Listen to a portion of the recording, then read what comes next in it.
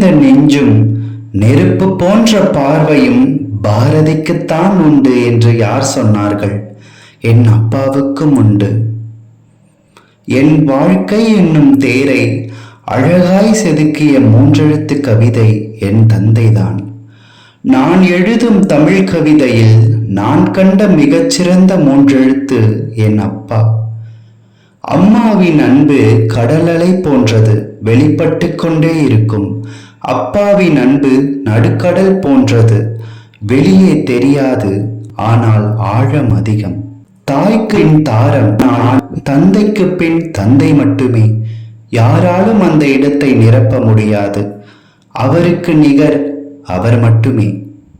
கடவுள் கொடுத்த வரம் கிடைக்கவில்லை எனக்கு, கடவுளே கிடைத்தார் வரமாக. அவரே என் அப்பா. உலக வரலாற்றில் பதியப்படாத உன்னத காவியம்தான் அப்பா. அப்பாவின் கண்டிப்பை பார்த்து அச்சமும் வெறுப்பும் கொள்ளும் குழந்தைகளுக்கு புரிவதில்லை. அதுதான் நம்மை நல்வழிப்படுத்தி வாழ்க்கையின் உயரத்தை அடைய வைக்கும் என்று.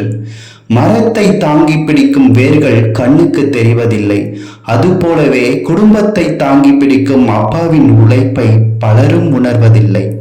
இன்பத்தினை இருமடங்காக நம்முடன் பகிர்ந்து துன்பத்தினை மறைத்து வைத்து சிரித்திடுவார்.